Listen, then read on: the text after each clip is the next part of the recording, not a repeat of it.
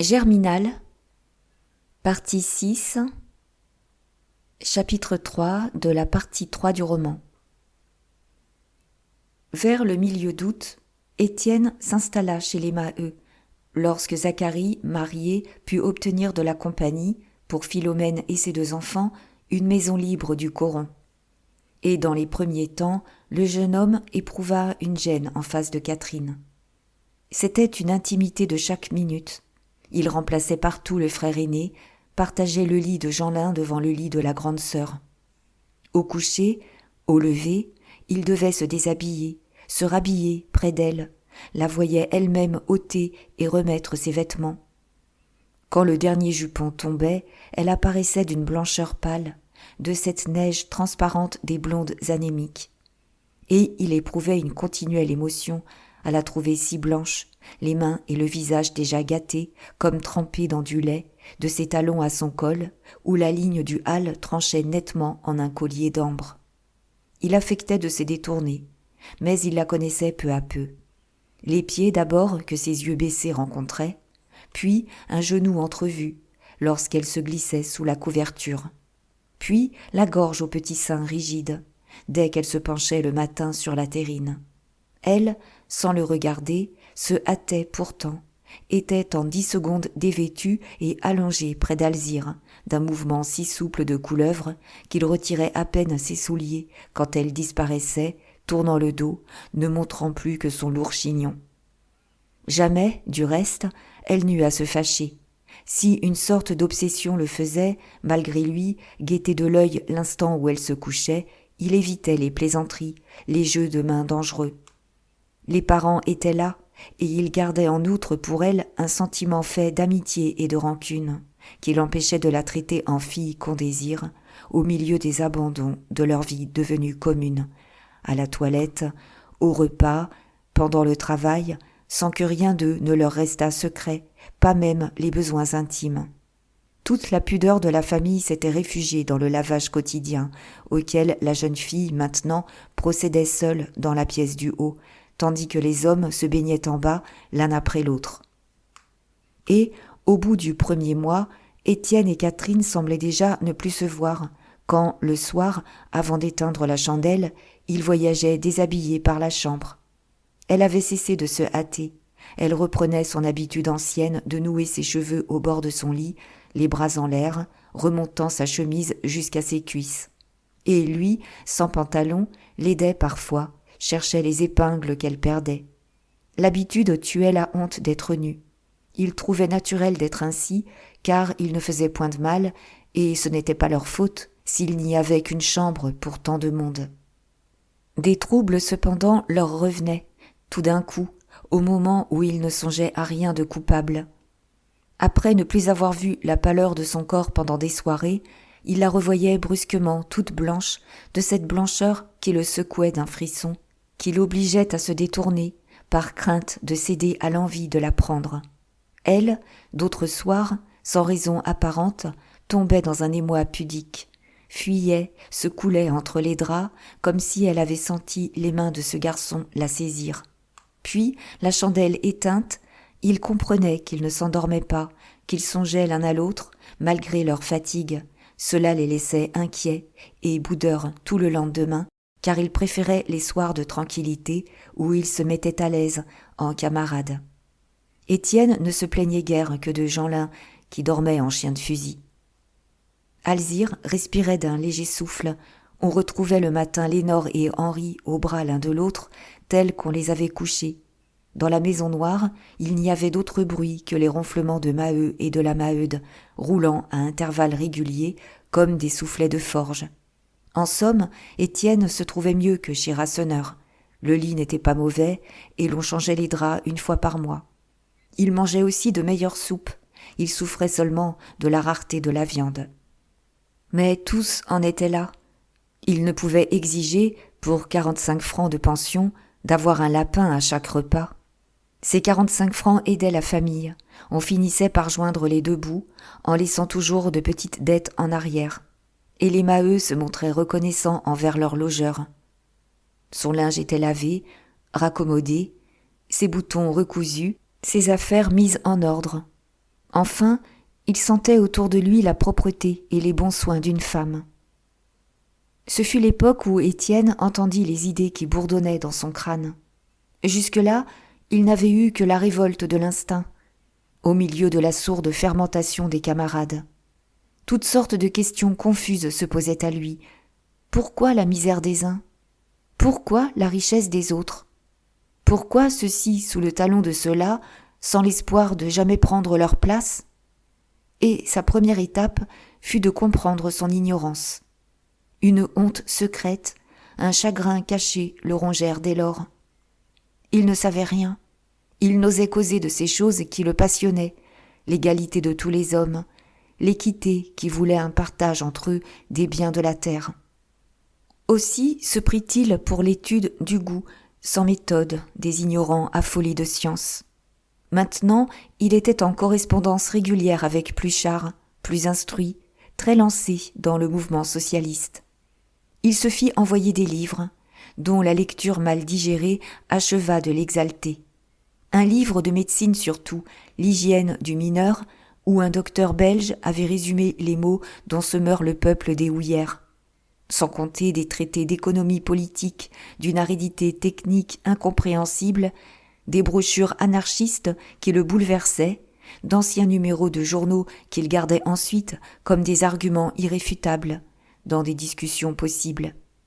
Souvarine, du reste, lui prêtait aussi des volumes, et l'ouvrage sur les sociétés coopératives l'avait fait rêver pendant un mois d'une association universelle d'échange abolissant l'argent, basant sur le travail la vie sociale entière. La honte de son ignorance s'en allait, il lui venait un orgueil, depuis qu'il se sentait penser. Durant ces premiers mois, Étienne en resta au ravissement des néophytes, le cœur débordant d'indignation généreuse contre les oppresseurs, se jetant à l'espérance du prochain triomphe des opprimés. Il n'en était point encore à se fabriquer un système dans la vague de ses lectures. Les revendications pratiques de Rasseneur se mêlaient en lui aux violences destructives de Souvarine. Et, quand il sortait du cabaret de l'Avantage, où il continuait presque chaque jour à déblatérer avec eux contre la compagnie, il marchait dans un rêve. Il assistait à la régénération radicale des peuples, sans que cela dût coûter une vitre cassée ni une goutte de sang. D'ailleurs, les moyens d'exécution demeuraient obscurs. Il préférait croire que les choses iraient très bien, car sa tête se perdait, dès qu'il voulait formuler un programme de reconstruction. Il se montrait même plein de modération et d'inconséquence. Il répétait parfois qu'il fallait bannir la politique de la question sociale, une phrase qu'il avait lue et qui lui semblait bonne à dire, dans le milieu de houilleurs flegmatiques où il vivait. Maintenant, chaque soir, chez les Maheu, on s'attardait une demi-heure avant de monter se coucher. Toujours Étienne reprenait la même causerie. Depuis que sa nature s'affirmait, il se trouvait blessé davantage par les promiscuités du coron. Est-ce qu'on était des bêtes pour être ainsi parqués les uns contre les autres au milieu des champs, si entassés qu'on ne pouvait changer de chemise sans montrer son derrière aux voisins? Et comme c'était bon pour la santé, et comme les filles et les garçons s'y pourrissaient forcément ensemble. « Dame, répondait Maheu, si l'on avait plus d'argent, on aurait plus d'aise. Tout de même, c'est bien vrai que ça ne vaut rien pour personne de vivre les uns sur les autres. Ça finit toujours par des hommes saouls et par des filles pleines. » Et la famille partait de là, chacun disait son mot, pendant que le pétrole de la lampe viciait l'air de la salle, déjà empuanti d'oignons frits. Non, sûrement, la vie n'était pas drôle. On travaillait en vraie brute à un travail qui était la punition des galériens autrefois. On y laissait la peau plus souvent qu'à son tour. Tout ça pour ne pas même avoir de la viande sur sa table le soir. Sans doute, on avait sa pâtée quand même. On mangeait, mais si peu, juste de quoi souffrir sans crever, écrasé de dettes, poursuivi comme si l'on volait son pain. Quand arrivait le dimanche, on dormait de fatigue. Les seuls plaisirs, c'était de se saouler ou de faire un enfant à sa femme. Encore la bière vous engraissait trop le ventre, et l'enfant, plus tard, se foutait de vous. Non, non, ça n'avait rien de drôle. Alors la Maheude s'en mêlait. « L'embêtant, voyez-vous, C'est lorsqu'on se dit que ça ne peut pas changer. Quand on est jeune, on s'imagine que le bonheur viendra, on espère des choses. Et puis, la misère recommence toujours, on reste enfermé là-dedans. Moi, je ne veux du mal à personne, mais il y a des fois où cette injustice me révolte. Un silence se faisait. Tous soufflaient un instant dans le malaise vague de cet horizon fermé. Seul le père Bonnemort, s'il était là, ouvrait des yeux surpris, car de son temps, on ne se tracassait pas de la sorte. On naissait dans le charbon, on tapait à la veine, sans en demander davantage. Tandis que, maintenant, il passait un air qui donnait de l'ambition aux charbonniers. « Faut cracher sur rien, murmurait-il. Une bonne chope est une bonne chope. Les chefs, c'est souvent de la canaille. Mais il y aura toujours des chefs, pas vrai? Inutile de se casser la tête à réfléchir là-dessus. » Du coup, Étienne s'animait. Comment? La réflexion serait défendue à l'ouvrier? Et, justement, les choses changeraient bientôt, parce que l'ouvrier réfléchissait à cette heure. Du temps du vieux, le mineur vivait dans la mine comme une brute, comme une machine à extraire la houille, toujours sous la terre, les oreilles et les yeux bouchés aux événements du dehors. Aussi, les riches qui gouvernent avaient-ils beau jeu de s'entendre, de le vendre et de l'acheter pour lui manger la chair. Ils ne s'en doutaient même pas. Mais, à présent, le mineur s'éveillait au fond, germait dans la terre ainsi qu'une vraie graine. Et l'on verrait un matin ce qu'il pousserait au beau milieu des champs. Oui, il pousserait des hommes, une armée d'hommes qui rétablirait la justice. Est-ce que tous les citoyens n'étaient pas égaux depuis la Révolution? Puisqu'on votait ensemble, est-ce que l'ouvrier devait rester l'esclave du patron qui le payait? Les grandes compagnies, avec leurs machines, écrasaient tout, et l'on n'avait même plus contre elles les garanties de l'ancien temps, lorsque des gens du même métier, réunis encore, savaient se défendre. C'était pour ça, nom de Dieu, et pour d'autres choses, que tout pèterait un jour, grâce à l'instruction. On n'avait qu'à voir dans le coron même. Les grands-pères n'auraient pu signer leur nom, les pères le signaient déjà, et quant aux fils, ils lisaient et écrivaient comme des professeurs. Ah, ça poussait petit à petit, une rude moisson d'hommes qui mûrissait au soleil. Du moment qu'on n'était plus collés chacun à sa place pour l'existence entière et qu'on pouvait avoir l'ambition de prendre la place du voisin, pourquoi donc n'aurait-on pas joué des poings en tâchant d'être le plus fort? Maheu, ébranlé, restait cependant plein de défiance. « Dès qu'on bouge, on vous rend votre livret, » disait-il. « Le vieux a raison. Ce sera toujours le mineur qui aura la peine, sans l'espoir d'un gigot de temps à autre en récompense. » Muette, depuis un moment, la Maheude sortait comme d'un songe. « Encore, si ce que les curés racontent était vrai, si les pauvres gens de ce monde étaient riches dans l'autre ?» Un éclat de rire l'interrompait. Les enfants eux-mêmes haussaient les épaules, tous devenus incrédules au vent du dehors, gardant la peur secrète des revenants de la fosse, mais s'égayant du ciel vide. « Ah, oui, les curés !» s'écriait Maheu. « S'ils croyaient ça, ils mangeraient moins et ils travailleraient davantage pour se réserver là-haut une bonne place.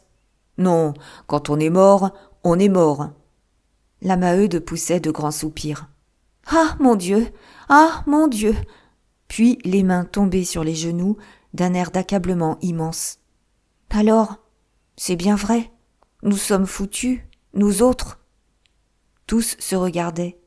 Le père Bonnemort crachait dans son mouchoir, tandis que Maheu, sa pipe éteinte, l'oubliait à sa bouche. Alzire écoutait, entre Lénore et Henri, endormis au bord de la table. Mais Catherine surtout, le menton dans la main, ne quittait pas Étienne de ses grands yeux clairs lorsqu'il se récriait, disant sa foi, ouvrant l'avenir enchanté de son rêve social. Autour d'eux, le coron se couchait. On n'entendait plus que les pleurs perdus d'un enfant ou la querelle d'un ivrogne attardé. Dans la salle, le coucou battait lentement. Une fraîcheur d'humidité montait des dalles sablées, malgré l'étouffement de l'air. « En voilà encore des idées, » disait le jeune homme. « Est-ce que vous avez besoin d'un bon Dieu et de son paradis pour être heureux ? Est-ce que vous ne pouvez pas vous faire à vous-même le bonheur sur la terre ?» D'une voix ardente, il parlait sans fin. C'était brusquement l'horizon fermé qui éclatait, une trouée de lumière s'ouvrait dans la vie sombre de ces pauvres gens. L'éternel recommencement de la misère, le travail de brute, ce destin de bétail qui donne sa laine et qu'on égorge, tout le malheur disparaissait comme balayé par un grand coup de soleil. Et, sous un éblouissement de féerie, la justice descendait du ciel. Puisque le bon Dieu était mort, la justice allait assurer le bonheur des hommes en faisant régner l'égalité et la fraternité. Une société nouvelle poussait en un jour, ainsi que dans les songes, une ville immense, d'une splendeur de mirage, où chaque citoyen vivait de sa tâche et prenait sa part des joies communes. Le vieux monde pourri était tombé en poudre. Une humanité jeune, purgée de ses crimes, ne formait plus qu'un seul peuple de travailleurs qui avait pour devise « à chacun suivant son mérite et à chaque mérite suivant ses œuvres ». Et, continuellement, ce rêve s'élargissait, s'embellissait, d'autant plus séducteur qu'il montait plus haut dans l'impossible. D'abord, la Maheude refusait d'entendre, prise d'une sourde épouvante. Non, non, c'était trop beau. On ne devait pas s'embarquer dans ces idées, car elles rendaient la vie abominable ensuite, et l'on aurait tout massacré alors pour être heureux. Quand elle voyait luire les yeux de Maheu, troublée, conquis, elle s'inquiétait, elle criait, en interrompant Étienne. « N'écoute pas, mon homme, tu vois bien qu'il nous fait des contes. Est-ce que les bourgeois consentiront jamais à travailler comme nous ?» Mais peu à peu, le charme agissait aussi sur elle. Elle finissait par sourire, l'imagination éveillée, entrant dans ce monde merveilleux de l'espoir. Il était si doux d'oublier pendant 1 heure la réalité triste. Lorsqu'on vit comme des bêtes, le nez à terre, il faut bien un coin de mensonge où l'on s'amuse à se régaler des choses qu'on ne possédera jamais. Et ce qui la passionnait, ce qui la mettait d'accord avec le jeune homme, c'était l'idée de la justice. « Ça, vous avez raison !» criait-elle. « Moi, quand une affaire est juste, je me ferai hacher. Et vrai, ce serait juste de jouir à notre tour. » Maheu, alors, osait s'enflammer. « Tonnerre de Dieu, je ne suis pas riche, mais je donnerais bien 100 sous pour ne pas mourir avant d'avoir vu tout ça. Quel chambardement, hein ? Sera-ce bientôt, et comment s'y prendra-t-on ?» Étienne recommençait à parler. La vieille société craquait, ça ne pouvait durer au-delà de quelques mois, affirmait-il carrément. Sur les moyens d'exécution, il se montrait plus vague, mêlant ses lectures, ne craignant pas, devant des ignorants, de se lancer dans des explications où il se perdait lui-même. Tous les systèmes y passaient, adoucis d'une certitude de triomphe facile, d'un baiser universel qui terminerait le malentendu des classes, sans tenir compte pourtant des mauvaises têtes, parmi les patrons et les bourgeois, qu'on serait peut-être forcé de mettre à la raison. Et les Maheu avaient l'air de comprendre, approuvaient, acceptaient les solutions miraculeuses, avec la foi aveugle des nouveaux croyants, pareils à ces chrétiens des premiers temps de l'Église, qui attendaient la venue d'une société parfaite sur le fumier du monde antique. La petite Alzire accrochait des mots, s'imaginait le bonheur sous l'image d'une maison très chaude, où les enfants jouaient et mangeaient tant qu'ils voulaient.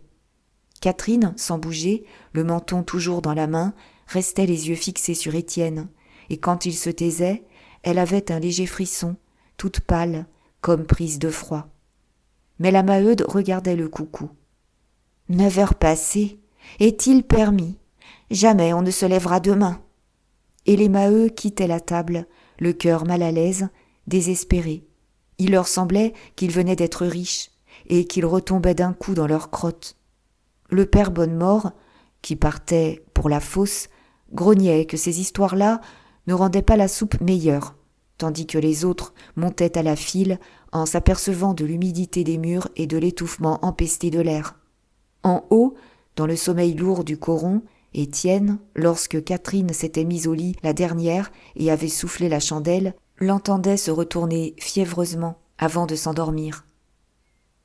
Souvent, à ces causeries, des voisins se pressaient. Levaque, qui s'exaltait aux idées de partage, Pierron que la prudence faisait aller se coucher dès qu'on s'attaquait à la compagnie.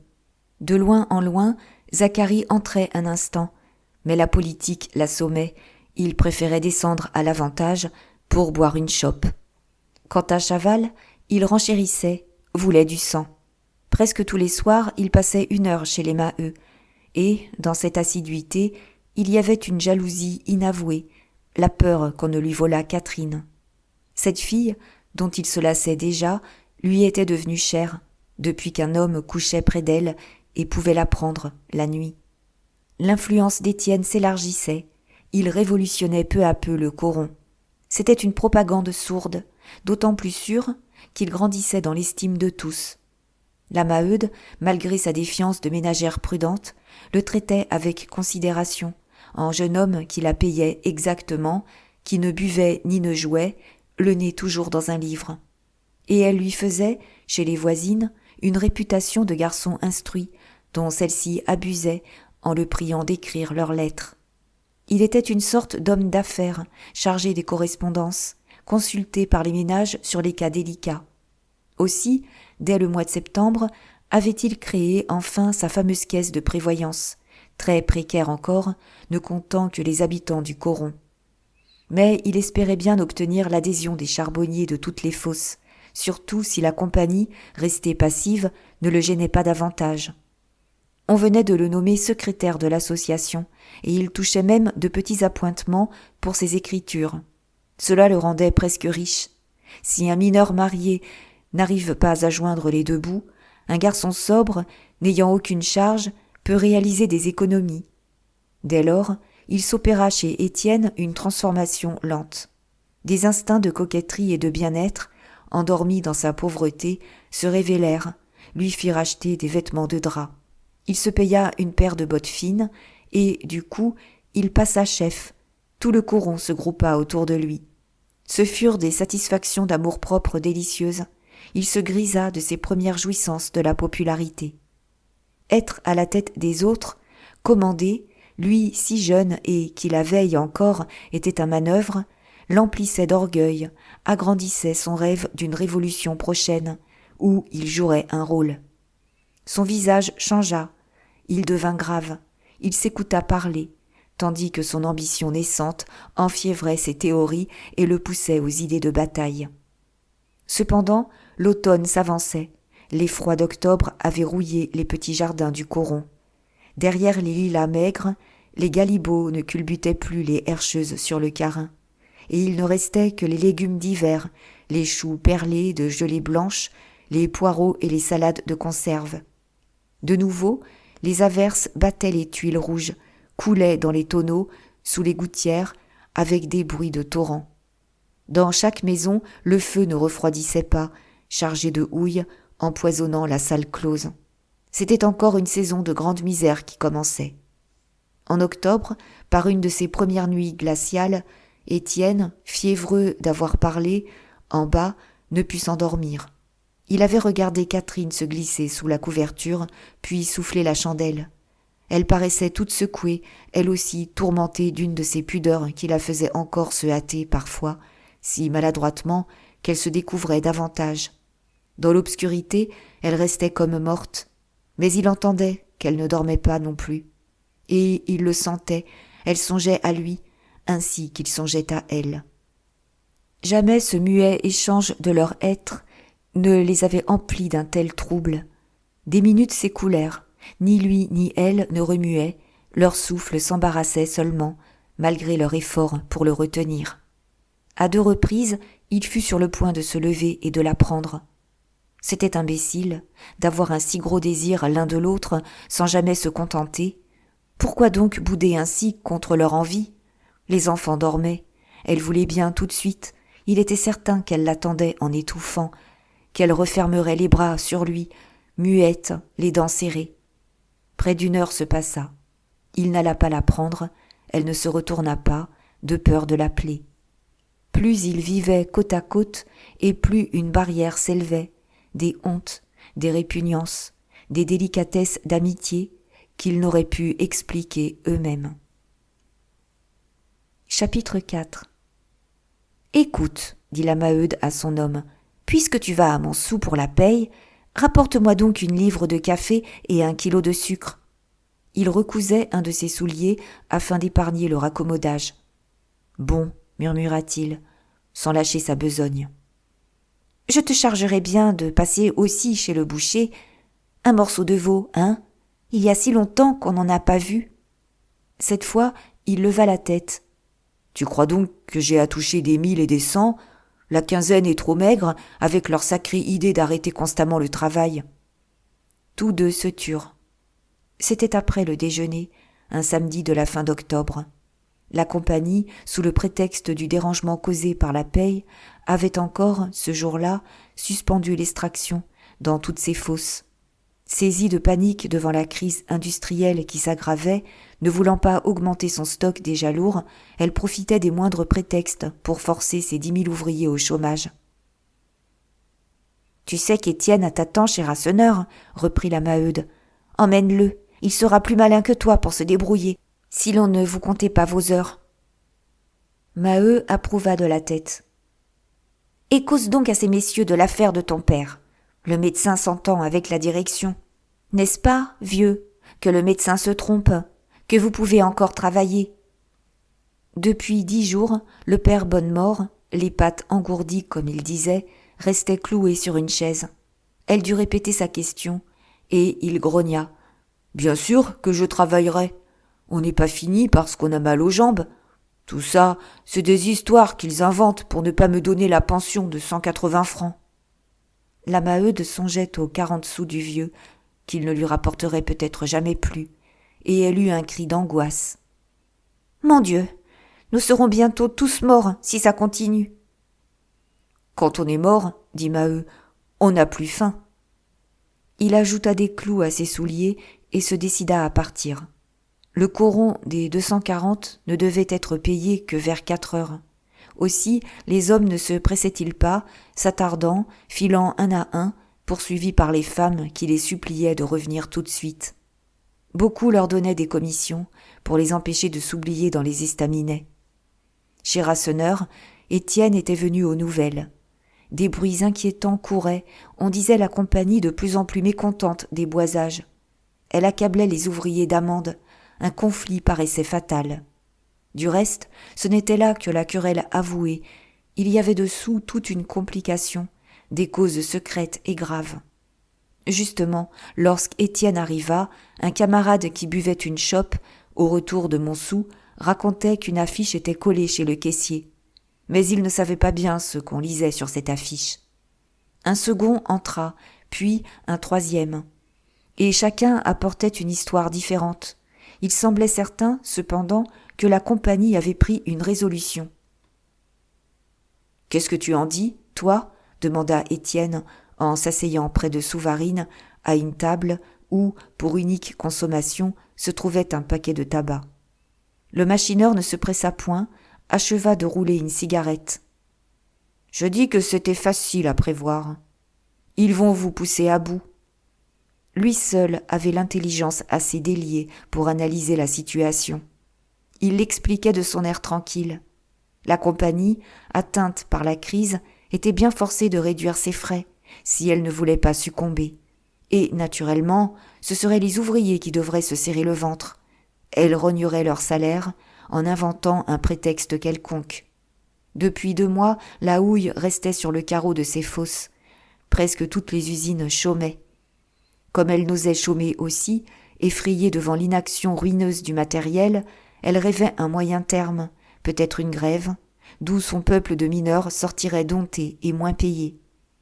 Enfin, la nouvelle caisse de prévoyance l'inquiétait, devenait une menace pour l'avenir, tandis qu'une grève l'en débarrasserait, en la vidant, lorsqu'elle était peu garnie encore. Rasseneur s'était assis près d'Étienne, et tous deux écoutaient d'un air consterné. On pouvait causer à voix haute, il n'y avait plus là que madame Rasseneur assise au comptoir. « Quelle idée !» murmura le cabaretier. « Pourquoi tout ça ? La compagnie n'a aucun intérêt à une grève, et les ouvriers non plus. Le mieux est de s'entendre. » C'était fort sage. Il se montrait toujours pour les revendications raisonnables. Même, depuis la rapide popularité de son ancien locataire, il outrait ce système du progrès possible, disant qu'on n'obtenait rien lorsqu'on voulait tout avoir d'un coup. Dans sa bonhomie d'homme gras, nourri de bière, montait une jalousie secrète, aggravée par la désertion de son débit, où les ouvriers du Voreux entraient moins boire et l'écouter. Et il en arrivait ainsi parfois à défendre la compagnie, oubliant sa rancune d'anciens mineurs congédiés. « Alors, tu es contre la grève ?» cria madame Rasseneur sans quitter le comptoir. Et, comme il répondait « oui » énergiquement, elle le fit taire. « Tiens, tu n'as pas de cœur, laisse parler ces messieurs. » Étienne songeait, les yeux sur la chope qu'elle lui avait servie. Enfin, il leva la tête. « C'est bien possible, tout ce que le camarade raconte, et il faudra nous y résoudre, à cette grève, si l'on nous y force. Pluchart, justement, m'a écrit là-dessus des choses très justes. Lui aussi est contre la grève, car l'ouvrier en souffre autant que le patron, sans arriver à rien de décisif. Seulement, il voit là une occasion excellente pour déterminer nos hommes à entrer dans sa grande machine. D'ailleurs, voici sa lettre. En effet, Pluchart, désolé des méfiances que l'Internationale rencontrait chez les mineurs de Montsou, espérait les voir adhérer en masse si un conflit les obligeait à lutter contre la compagnie. Malgré ses efforts, Étienne n'avait pu placer une seule carte de membre, donnant du reste le meilleur de son influence à sa caisse de secours, beaucoup mieux accueillie. Mais cette caisse était encore si pauvre qu'elle devait être vite épuisée, comme le disait Souvarine. Et, fatalement, les grévistes se jetteraient alors dans l'association des travailleurs pour que leurs frères de tous les pays leur vinssent en aide. « Combien avez-vous en caisse ?» demanda Rasseneur. « À peine 3000 francs, répondit Étienne. « Et vous savez que la direction m'a fait appeler avant-hier. Oh, ils sont très polis.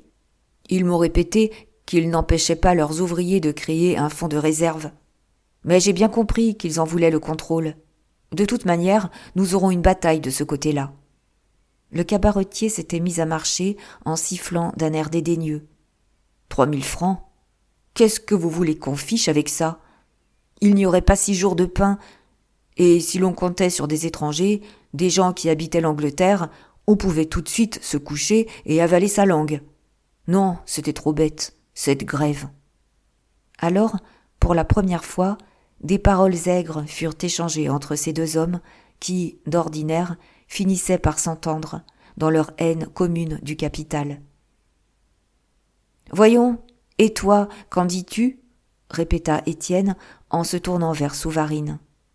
Celui-ci répondit par un mot de mépris habituel.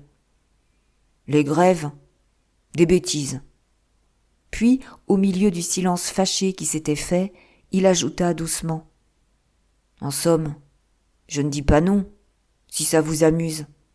Ça ruine les uns, ça tue les autres, et c'est toujours autant de nettoyer. Seulement, de ce train-là, on mettrait bien 1000 ans pour renouveler le monde. Commencez donc par me faire sauter ce bagne où vous crevez tous. » De sa main fine, il désignait le Voreux, dont on apercevait les bâtiments par la porte restée ouverte.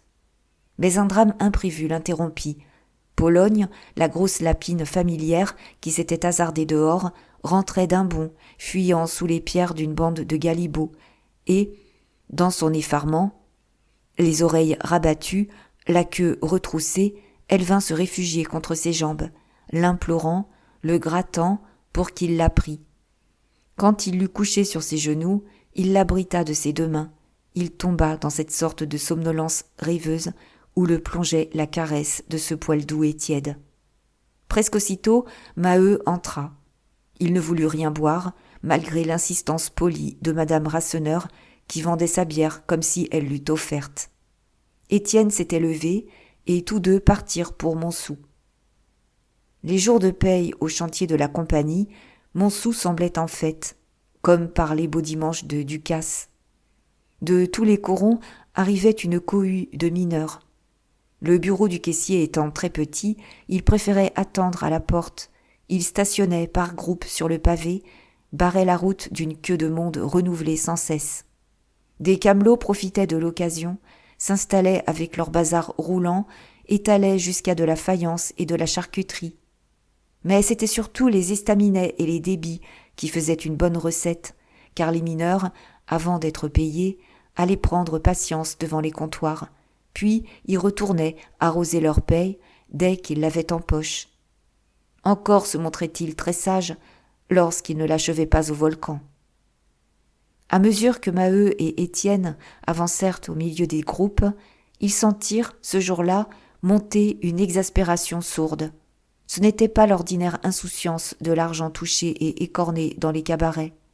Des poings se serraient, des mots violents couraient de bouche en bouche. « C'est vrai, alors ?» demanda Maheu à Chaval, qu'il rencontra devant l'estaminet Piquette. « Ils ont fait la saleté ?» Mais Chaval se contenta de répondre par un grognement furieux, en jetant un regard oblique sur Étienne. Depuis le renouvellement du marchandage, il s'était embauché avec d'autres, mordu peu à peu d'envie contre le camarade, ce dernier venu qui se posait en maître et dont tout le coron, disait-il, léchait les bottes. Cela se compliquait d'une querelle d'amoureux. Il n'emmenait plus Catherine à Réquillart ou derrière le terri sans l'accuser, en termes abominables, de coucher avec le logeur de sa mère. Puis il la tuait de caresses, repris pour elle d'un sauvage désir. Maheu lui adressa une autre question. « Est-ce que le Voreux passe ?» Et, comme il tournait le dos, après avoir dit oui d'un signe de tête, les deux hommes se décidèrent à entrer au chantier. La caisse était une petite pièce rectangulaire, séparée en deux par un grillage. Sur les bancs, le long des murs, 5 ou 6 mineurs attendaient, tandis que le caissier, aidé d'un commis, en payait un autre, debout devant le guichet, sa casquette à la main. Au-dessus du banc de gauche, une affiche jaune se trouvait collée, toute fraîche dans le gris enfumé des plâtres. Et c'était là que, depuis le matin, défilaient continuellement des hommes. Ils entraient par 2 ou par 3, restaient plantés, puis s'en allaient sans un mot, avec une secousse des épaules, comme si on leur eût cassé l'échine. Il y avait justement 2 charbonniers devant l'affiche, un jeune à tête carrée de brute, un vieux très maigre, la face hébétée par l'âge. Ni l'un ni l'autre ne savait lire. Le jeune épelait en remuant les lèvres. Le vieux se contentait de regarder stupidement. Beaucoup entraient ainsi, pour voir, sans comprendre. « Lis-nous donc ça !» dit à son compagnon Maheu, qui n'était pas fort non plus sur la lecture. Alors Étienne se mit à lire l'affiche. C'était un avis de la compagnie aux mineurs de toutes les fosses. Elle les avertissait que, devant le peu de soins apportés au boisage, lasse d'infliger des amendes inutiles, elle avait pris la résolution d'appliquer un nouveau mode de paiement pour l'abattage de la houille. Désormais, elle payerait le boisage à part, au mètre cube de bois descendu et employé, en se basant sur la quantité nécessaire à un bon travail. Le prix de la berline de charbon abattue serait naturellement baissé dans une proportion de 50 centimes à 40, suivant d'ailleurs la nature et l'éloignement des tailles. Et un calcul assez obscur tâchait d'établir que cette diminution de 10 centimes se trouverait exactement compensée par le prix du boisage. Du reste, la compagnie ajoutait que, voulant laisser à chacun le temps de se convaincre des avantages présentés par ce nouveau mode, elle comptait seulement l'appliquer à partir du lundi 1er décembre. « Si vous lisiez moins haut, là-bas !» cria le caissier. « On ne s'entend plus !» Étienne acheva sa lecture, sans tenir compte de l'observation. Sa voix tremblait, et quand il eut fini, tous continuèrent à regarder fixement l'affiche. Le vieux mineur et le jeune avaient l'air d'attendre encore. Puis ils partirent, les épaules cassées. « Nom de Dieu !» murmura Maheu. Lui et son compagnon s'étaient assis, absorbés, la tête basse, tandis que le défilé continuait en face du papier jaune. Ils calculaient. Est-ce qu'on se fichait d'eux ? Jamais ils ne rattraperaient, avec le boisage, les 10 centimes diminués sur la berline. Au plus toucheraient-ils 8 centimes, et c'était 2 centimes que leur volait la compagnie, sans compter le temps qu'un travail soigné leur prendrait. Voilà donc où elle voulait en venir, à cette baisse de salaire déguisée. Elle réalisait des économies dans la poche de ses mineurs. « Nom de Dieu, de nom de Dieu, répéta Maheu en relevant la tête. Nous sommes des gens foutres, si nous acceptons ça. Mais le guichet se trouvait libre. Il s'approcha pour être payé. Les chefs de marchandage se présentaient seuls à la caisse, puis répartissaient l'argent entre leurs hommes, ce qui gagnait du temps. Maheu et consort, dit le commis. Veine filonnière, taille numéro 7. Il cherchait sur les listes, que l'on dressait en dépouillant les livrets, où les porions, chaque jour et par chantier, relevaient le nombre des berlines extraites. Puis, il répéta « Maheu et consort, veine filonnière, taille numéro 6, 135 francs. » Le caissier paya. « Pardon, monsieur, » balbutia le haveur saisi, « êtes-vous sûr de ne pas vous tromper ?» Il regardait ce peu d'argent, sans le ramasser, glacé d'un petit frisson qui lui coulait au cœur. Certes, il s'attendait à une paie mauvaise, mais elle ne pouvait se réduire à si peu. Ou il devait avoir mal compté. Lorsqu'il aurait remis leur part à Zacharie, à Étienne et à l'autre camarade qui remplaçait Chaval, il lui resterait au plus 50 francs pour lui, son père, Catherine et Jeanlin. « Non, je ne me trompe pas, reprit l'employé. Il faut enlever 2 dimanches et 4 jours de chômage. Donc, ça vous fait 9 jours de travail. » Maheu suivait ce calcul, additionnait tout bas. 9 jours donnaient à lui environ 30 francs. 18 à Catherine, 9 à Jeanlin. Quant au père Bonnemort, il n'avait que 3 journées. N'importe, en ajoutant les 90 francs de Zacharie et des 2 camarades, ça faisait sûrement davantage. « Et n'oubliez pas les amendes, » acheva le commis. 20 francs d'amende pour boisage défectueux. Le haveur eut un geste désespéré. 20 francs d'amende, 4 journées de chômage. Alors le compte y était. Dire qu'il avait rapporté jusqu'à des quinzaines de 150 francs lorsque le père Bonnemort travaillait et que Zacharie n'était pas encore en ménage. « À la fin, le prenez-vous » cria le caissier impatienté. « Vous voyez bien qu'un autre attend. Si vous n'en voulez pas, dites-le. » Comme Maheu se décidait à ramasser l'argent de sa grosse main tremblante, l'employé le retint. « Attendez, j'ai là votre nom. Toussaint Maheu, n'est-ce pas ? Monsieur le secrétaire général désire vous parler. Entrez, il est seul. » Étourdi, l'ouvrier se trouva dans un cabinet meublé de vieil acajou, tendu de reps verts d'étain. Et il écouta pendant 5 minutes le secrétaire général, un grand monsieur blême, qui lui parlait par-dessus les papiers de son bureau sans se lever. Mais le bourdonnement de ses oreilles l'empêchait d'entendre. Il comprit vaguement qu'il était question de son père, dont la retraite allait être mise à l'étude pour la pension de 150 francs, 50 ans d'âge et 40 années de service. Puis il lui sembla que la voix du secrétaire devenait plus dure. C'était une réprimande. On l'accusait de s'occuper de politique. Une allusion fut faite à son logeur et à la caisse de prévoyance. Enfin, on lui conseillait de ne pas se compromettre dans ses folies, lui qui était un des meilleurs ouvriers de la fosse. Il voulut protester, ne put prononcer que des mots sans suite, tordit sa casquette entre ses doigts fébriles et se retira en bégayant. « Certainement, monsieur le secrétaire. J'assure à monsieur le secrétaire. » Dehors, quand il eut retrouvé Étienne qui l'attendait, il éclata. « Je suis un Jean foutre. J'aurais dû répondre. Pas de quoi manger du pain et des sottises encore. Oui, c'est contre toi qu'il en a. Il m'a dit que le coron était empoisonné. Et quoi faire? Nom de Dieu, plier les chines, dire merci.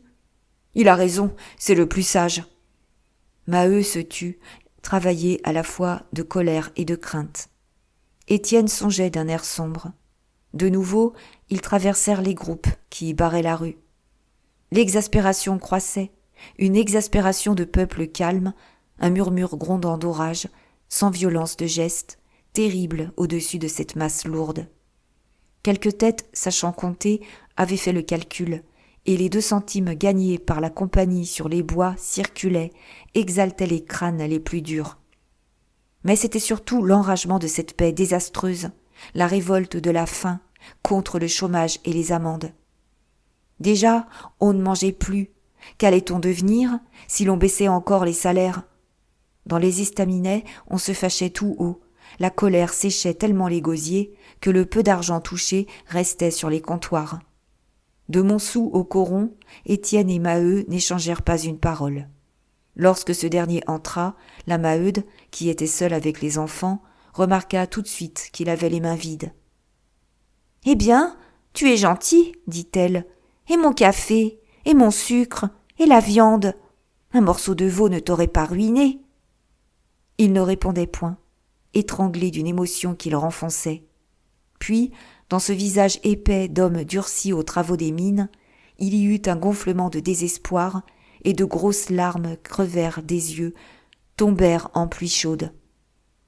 Il s'était abattu sur une chaise. Il pleurait comme un enfant, en jetant les 50 francs sur la table. « Tiens, bégaya-t-il, voilà ce que je te rapporte. C'est notre travail à tous. » La Maheude regarda Étienne, le vit muet et accablé. Alors, elle pleura aussi. Comment faire vivre 9 personnes avec 50 francs pour 15 jours? Son aîné les avait quittés. Le vieux ne pouvait plus remuer les jambes. C'était la mort bientôt. Alzire se jeta au cou de sa mère, bouleversée de l'entendre pleurer. Estelle hurlait, Lénore et Henri sanglotaient. Et, du coron entier, monta bientôt le même cri de misère. Les hommes étaient rentrés. Chaque ménage se lamentait devant le désastre de cette paix mauvaise. Des portes se rouvrirent, des femmes parurent, criant au dehors, comme si leurs plaintes n'eussent pu tenir sous les plafonds des maisons closes. Une pluie fine tombait, mais elles ne la sentaient pas. Elles s'appelaient sur les trottoirs, elles se montraient, dans le creux de leurs mains, l'argent touché. « Regardez, ils lui ont donné ça, n'est-ce pas se foutre du monde ? Moi, voyez, je n'ai seulement pas de quoi payer le pain de la quinzaine. Et moi donc, comptez un peu, il me faudra encore vendre mes chemises. » La Maheude était sortie comme les autres. Un groupe se forma autour de la Levaque, qui criait le plus fort, car son soulard de mari n'avait pas même reparu. Elle devinait que, grosse ou petite, la paix allait se fondre au volcan. Philomène guettait Maheu pour que Zacharie n'entamât point la monnaie. Et il n'y avait que la Pierronne qui sembla assez calme, ce cafard de Pierron s'arrangeant toujours, on ne savait comment, de manière à avoir, sur le livret du porion, plus d'heures que les camarades. Mais la brûlée trouvait sa lâche de la part de son gendre. Elle était avec celle qui s'emportait, maigre et droite au milieu du groupe, le poing tendu vers Montsou. « Dire, cria-t-elle sans nommer les Hennebeau, que j'ai vu, ce matin, leur bonne passer en calèche. Oui, la cuisinière dans la calèche à 2 chevaux, allant à Marchienne pour avoir du poisson, bien sûr. » Une clameur monta. Les violences recommencèrent. Cette bonne en tablier blanc, menée au marché de la ville voisine dans la voiture des maîtres, soulevait une indignation. Lorsque les ouvriers crevaient de faim, il leur fallait donc du poisson quand même. Ils n'en mangeraient peut-être pas toujours du poisson. Le tour du pauvre monde viendrait. Et les idées semées par Étienne poussaient, s'élargissaient dans ce cri de révolte. C'était l'impatience devant l'âge d'or promis, la hâte d'avoir sa part du bonheur, au-delà de cet horizon de misère, fermé comme une tombe. L'injustice devenait trop grande. Ils finiraient par exiger leurs droits, puisqu'on leur retirait le pain de la bouche.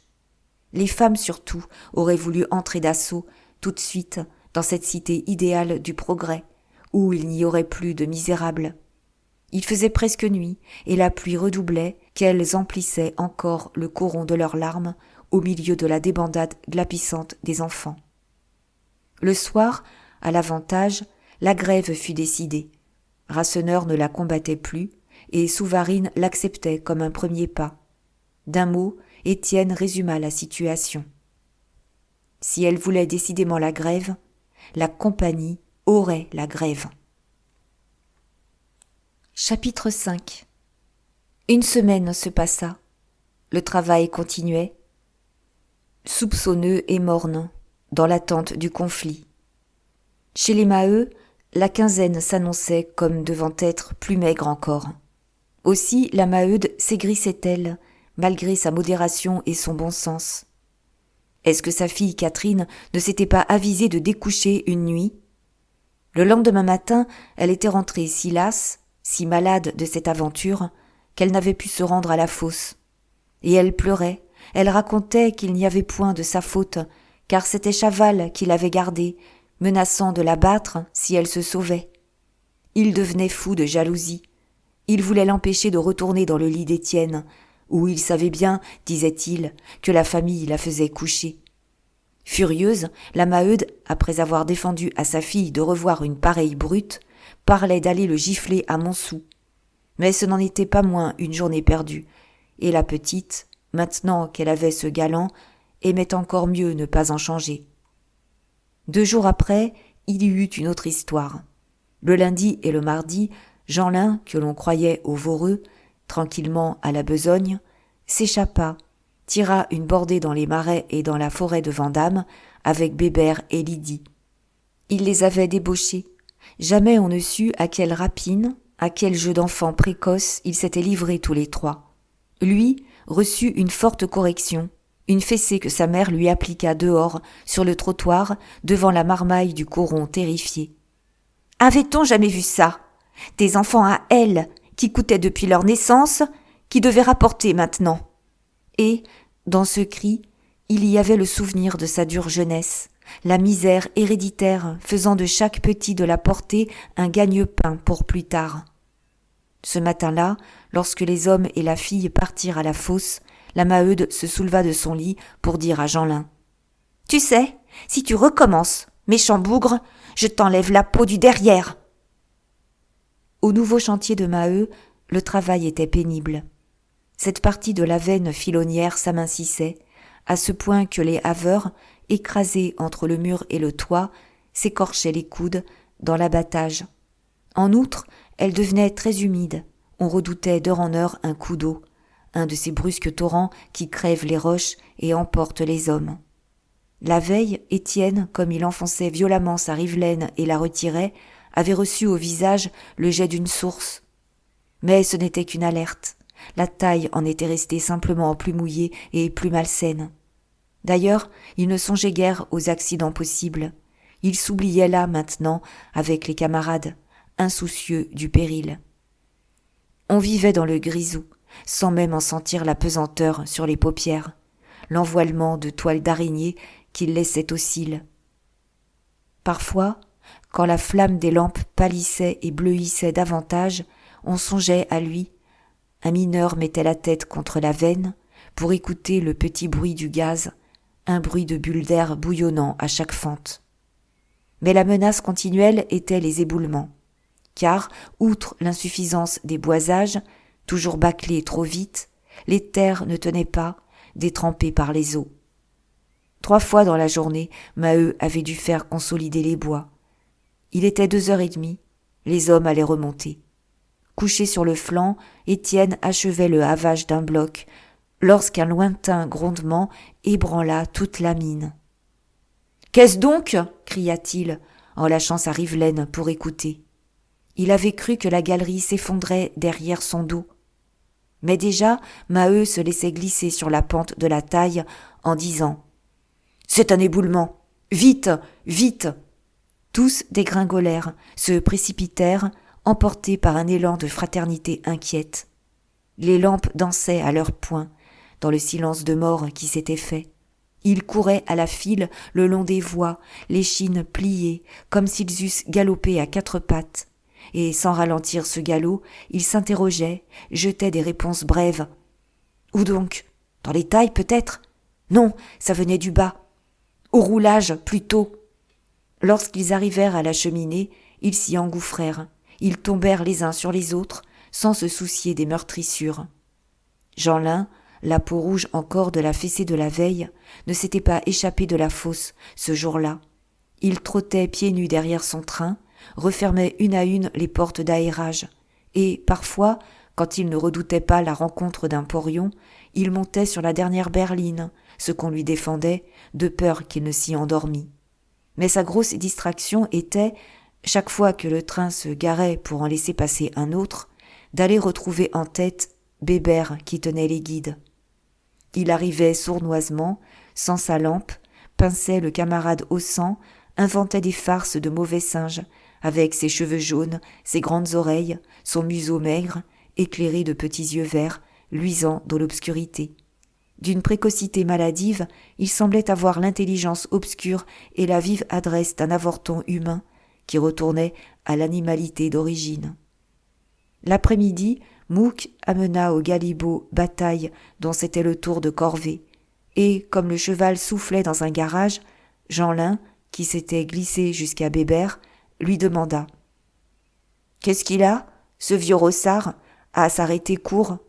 Il me fera casser les jambes !» Bébert ne put répondre. Il dut retenir Bataille, qui s'égayait à l'approche de l'autre train. Le cheval avait reconnu de loin, au flair, son camarade Trompette, pour lequel il s'était pris d'une grande tendresse depuis le jour où il l'avait vu débarquer dans la fosse. On aurait dit la pitié affectueuse d'un vieux philosophe, désireux de soulager un jeune ami en lui donnant sa résignation et sa patience. Car Trompette ne s'acclimatait pas, tirait ses berlines sans goût, restait la tête basse, aveuglé de nuit, avec le constant regret du soleil. Aussi, chaque fois que Bataille le rencontrait, allongeait-il la tête, s'ébrouant, le mouillant d'une caresse d'encouragement. « Nom de Dieu !» jura Bébert. « Les voilà encore qui se sucent la peau !» Puis, lorsque Trompette fut passé, il répondit au sujet de Bataille. « Va, il a du vice, le vieux. Quand il s'arrête comme ça, c'est qu'il devine un embêtement, une pierre ou un trou. Et il se soigne, il ne veut rien se casser. Aujourd'hui, je ne sais ce qu'il peut avoir, là-bas, après la porte. Il la pousse et reste sur les pieds. Est-ce que tu as senti quelque chose ? Non, dit Jeanlin. Il y a de l'eau, j'en ai jusqu'aux genoux. Le train repartit. Et, au voyage suivant, lorsqu'il eut ouvert la porte d'aérage d'un coup de tête, Bataille de nouveau refusa d'avancer, hennissant, tremblant. Enfin, il se décida, fila d'un trait. Jeanlin, qui refermait la porte, était resté en arrière. Il se baissa, regarda la mare où il pataugeait. Puis, élevant sa lampe, il s'aperçut que les bois avaient fléchi sous le suintement continu d'une source. Justement, un haveur, un nommé Berloque dit Chicot, arrivait de sa taille, pressé de revoir sa femme qui était en couche. Lui aussi s'arrêta, examina le boisage. Et, tout d'un coup, comme le petit allait s'élancer pour rejoindre son train, un craquement formidable s'était fait entendre. L'éboulement avait englouti l'homme et l'enfant. Il y eut un grand silence. Poussé par le vent de la chute, une poussière épaisse montait dans les voies. Et, aveuglés, étouffés, les mineurs descendaient de toutes parts, des chantiers les plus lointains, avec leurs lampes dansantes, qui éclairaient mal ce galop d'hommes noirs au fond de ces trous de taupe. Lorsque les premiers butèrent contre l'éboulement, ils crièrent, appelèrent les camarades. Une seconde bande, venue par la taille du fond, se trouvait de l'autre côté des terres, dont la masse bouchait la galerie. Tout de suite, on constata que le toit s'était effondré sur une dizaine de mètres au plus. Le dommage n'avait rien de grave. Mais les cœurs se serrèrent lorsqu'un râle de mort sortit des décombres. Bébert, lâchant son train, accourait en répétant « Jeanlin est dessous! Jeanlin est dessous !» Maheu, à ce moment même, déboulait de la cheminée avec Zacharie et Étienne. Il fut pris d'une fureur de désespoir. Il ne lâcha que des jurons. « Nom de Dieu! Nom de Dieu! Nom de Dieu !» Catherine, Lydie, la Mouquette, qui avait galopé aussi, se mirent à sangloter, à hurler d'épouvante, au milieu de l'effrayant désordre que les ténèbres augmentaient. On voulait les faire taire, elles s'affolaient, hurlaient plus fort à chaque râle. Le porion Richomme était arrivé au pas de course. désolé que ni l'ingénieur Négrel ni Dansaert ne fussent à la fosse.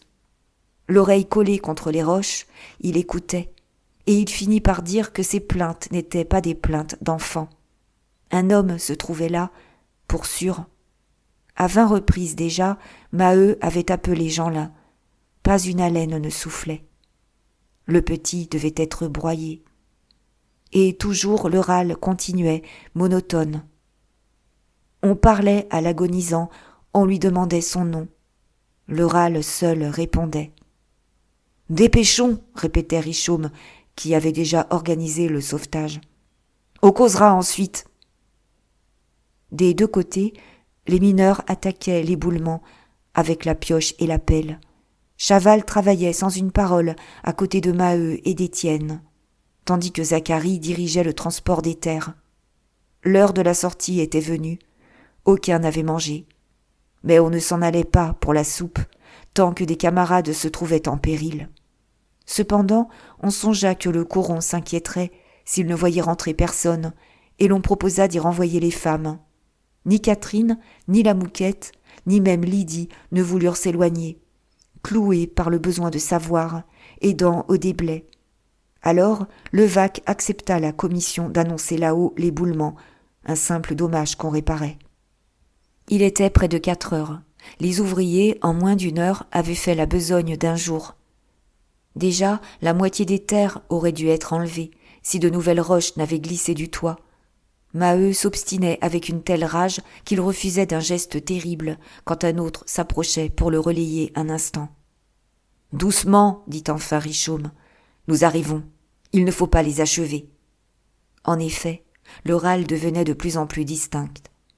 C'était ce râle continu qui guidait les travailleurs, et maintenant il semblait souffler sous les pioches même.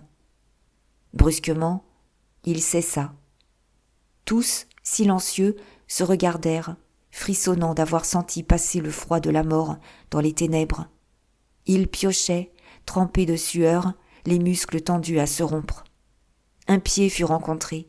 On enleva dès lors les terres avec les mains, on dégagea les membres un à un. La tête n'avait pas souffert. Des lampes l'éclairaient, et le nom de Chicot circula.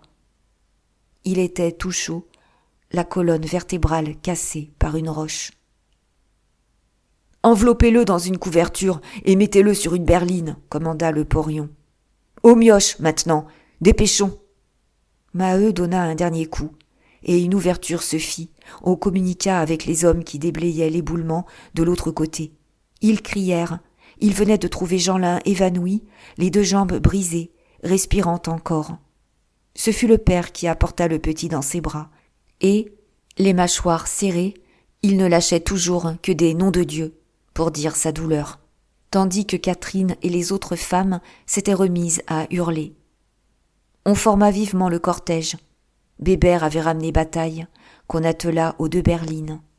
Dans la première gisait le cadavre de Chicot, maintenu par Étienne. Dans la seconde, Maheu s'était assis, portant sur les genoux Jeanlin sans connaissance, couvert d'un lambeau de laine arraché à une porte d'aérage. Et l'on partit, au pas. Sur chaque berline, une lampe mettait une étoffe rouge. Puis, derrière, suivait la queue des mineurs, une 50aine d'ombres à la file. Maintenant, la fatigue les écrasait. Ils traînaient les pieds, glissaient dans la boue, avec le deuil morne d'un troupeau frappé d'épidémie. Il fallut près d'1 demi-heure pour arriver à l'accrochage. Ce qu'on voit sous la terre, au milieu des épaisses ténèbres, n'en finissait plus, le long des galeries qui bifurquaient, tournaient, se déroulaient. À l'accrochage, Richomme, venu en avant, avait donné l'ordre qu'une cage vide fût réservée. Pierron emballa tout de suite les 2 berlines. Dans l'une, Maheu resta avec son petit blessé sur les genoux, pendant que dans l'autre, Étienne devait garder, entre ses bras, le cadavre de Chicot pour qu'il pût tenir. Lorsque les ouvriers se furent entassés aux autres étages, la cage monta.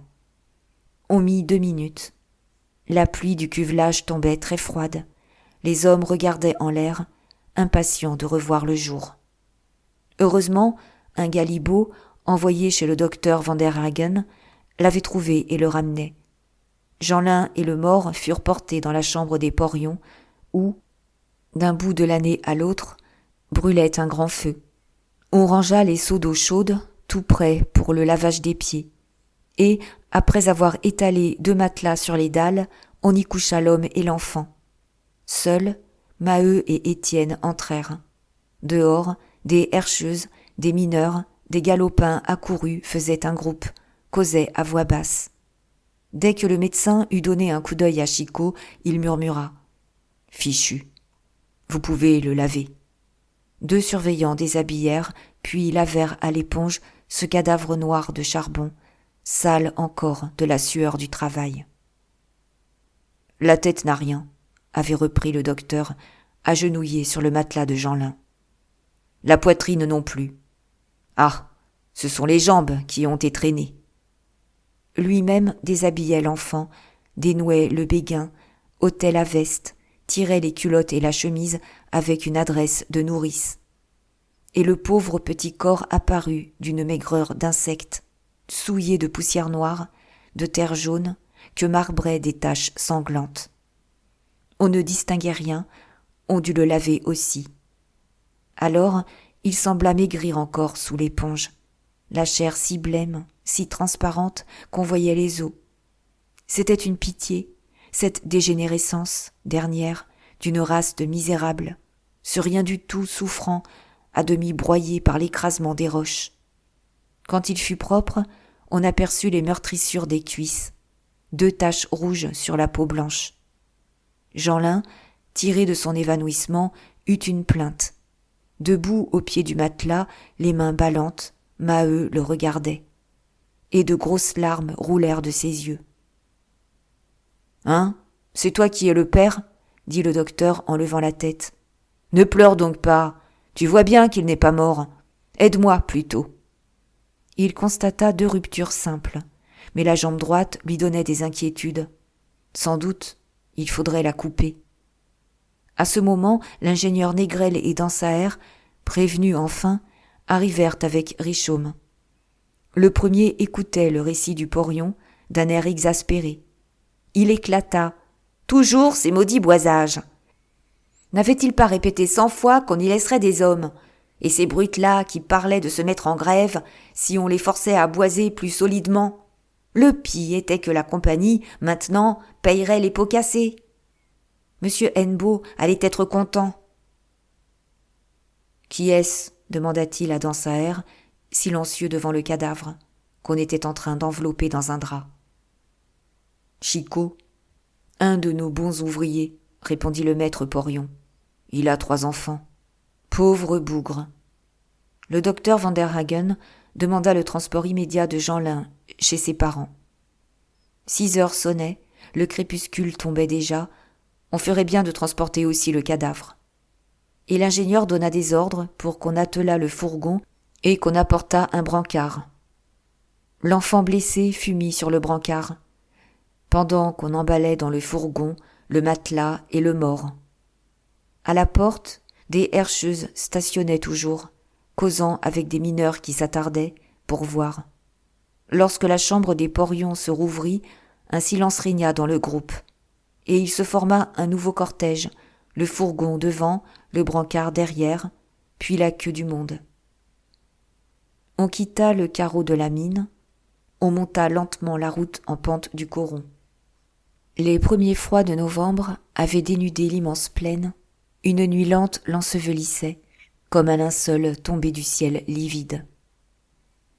Étienne, alors, conseilla tout bas à Maheu d'envoyer Catherine prévenir la Maheude pour amortir le coup. Le père, qui suivait le brancard, l'air assommé, consentit d'un signe. Et la jeune fille partit en courant, car on arrivait. Mais déjà le fourgon, cette boîte sombre, bien connue, était signalé. Des femmes sortaient follement sur les trottoirs, 3 ou 4 galopaient d'angoisse, sans bonnet. Bientôt, elles furent 30, puis 50, toutes étranglées de la même terreur. Il y avait donc un mort ? Qui était-ce ? L'histoire racontée par Levaque, après les avoir rassurées toutes, les jetait maintenant à une exagération de cauchemar. Ce n'était plus un homme, c'était 10 qui avaient péri, et que le fourgon allait ramener ainsi un à un. Catherine avait trouvé sa mère agitée d'un pressentiment, et, dès les premiers mots balbutiés, celle-ci cria « Le père est mort !» Vainement, la jeune fille protestait, parlait de Jeanlin. Sans entendre, la Maheude s'était élancée. Et, en voyant le fourgon qui débouchait devant l'église, elle avait défailli, toute pâle. Sur les portes, des femmes, muettes de saisissement, allongeaient le cou, tandis que d'autres suivaient, tremblantes à l'idée de savoir devant quelle maison s'arrêterait le cortège. La voiture passa, et, derrière, la Maheude aperçut Maheu qui accompagnait le brancard. Alors, quand on eut posé ce brancard à sa porte, quand elle vit Jeanlin vivant, avec ses jambes cassées, il y eut en elle une si brusque réaction qu'elle étouffa de colère, bégayant sans larmes. « C'est tout ça. On nous estropie les petits, maintenant. Les 2 jambes, mon Dieu, qu'est-ce qu'on veut que j'en fasse ?» « Tais-toi donc, dit le docteur Vanderhagen, qui avait suivi pour panser Jeanlin. Aimerais-tu mieux qu'il fût resté là-bas ?» Mais la Maheude s'emportait davantage, au milieu des larmes d'Alzire, de Lénore et d'Henri. Tout en aidant à monter le blessé et en donnant au docteur ce dont il avait besoin, elle injuriait le sort. Elle demandait où l'on voulait qu'elle trouvât de l'argent pour nourrir des infirmes. Le vieux ne suffisait donc pas, voilà que le gamin, lui aussi, perdait les pieds. Et elle ne cessait point, pendant que d'autres cris, des lamentations déchirantes, sortaient d'une maison voisine. C'étaient la femme et les enfants de Chicot qui pleuraient sur le corps. Il faisait nuit noire. Les mineurs exténués mangeaient enfin leur soupe, dans le coron tombé à un morne silence, traversé seulement de ces grands cris. 3 semaines se passèrent. On avait pu éviter l'amputation. Jeanlin conserverait ses 2 jambes, mais il resterait boiteux. Après une enquête, la compagnie s'était résignée à donner un secours de 50 francs. En outre, elle avait promis de chercher pour le petit infirme, dès qu'il serait rétabli, un emploi au jour. Ce n'en était pas moins une aggravation de misère, car le père avait reçu une telle secousse qu'il en fut malade d'une grosse fièvre. Depuis le jeudi, Maheu retournait à la fosse, et l'on était au dimanche. Le soir, Étienne causa de la date prochaine du 1er décembre, préoccupé de savoir si la compagnie exécuterait sa menace. On veilla jusqu'à 10 heures, en attendant Catherine, qui devait s'attarder avec Chaval. Mais elle ne rentra pas. La Maheude ferma furieusement la porte au verrou, sans une parole. Étienne fut long à s'endormir, inquiet de ce lit vide, où Alzire tenait si peu de place. Le lendemain, toujours personne. Et, l'après-midi seulement, au retour de la fosse, les Maheu apprirent que Chaval gardait Catherine. Il lui faisait des scènes si abominables qu'elle s'était décidée à se mettre avec lui. Pour éviter les reproches, il avait quitté brusquement le Voreux.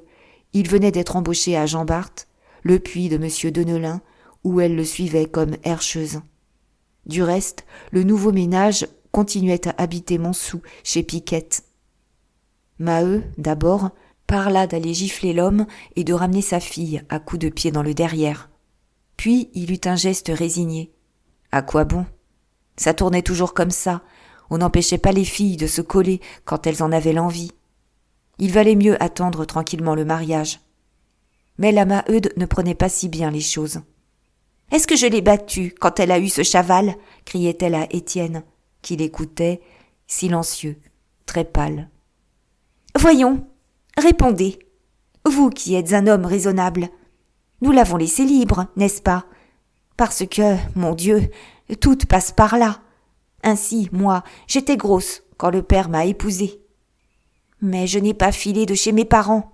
Jamais je n'aurais fait la saleté de porter avant l'âge l'argent de mes journées à un homme qui n'en avait pas besoin. Ah, c'est dégoûtant, voyez-vous. On en arrivera à ne plus faire d'enfants. » Et, comme Étienne ne répondait toujours que par des hochements de tête, elle insista. « Une fille qui allait tous les soirs où elle voulait. Qu'a-t-elle donc dans la peau ? Ne pas pouvoir attendre que je la marie après qu'elle nous aurait aidés à sortir du pétrin. Hein? C'était naturel. On a une fille pour qu'elle travaille. Mais voilà, nous avons été trop bons. Nous n'aurions pas dû lui permettre de se distraire avec un homme. On leur en accorde un bout, et elles en prennent long comme ça. Alzire approuvait de la tête. Lénore et Henri, saisis de cet orage, pleuraient tout bas, tandis que la mère, maintenant, énumérait leurs malheurs. D'abord, Zacharie, qu'il avait fallu marier, puis le vieux Bonnemort, qui était là, sur sa chaise, avec ses pieds tordus, puis Jeanlin, qui ne pourrait quitter la chambre avant 10 jours, les os mal recollés, et enfin, le dernier coup, cette garce de Catherine partie avec un homme. Toute la famille se cassait. Il ne restait que le père à la fosse. Comment vivre, 7 personnes, sans compter Estelle, sur les 3 francs du père? Autant se jeter en chœur dans le canal. « Ça n'avance à rien que tu te ronges, » dit Maheu d'une voix sourde. « Nous ne sommes pas au bout, peut-être. » Étienne, qui regardait fixement les dalles, leva la tête et murmura, les yeux perdus dans une vision d'avenir. « Ah, il est temps. Il est temps. »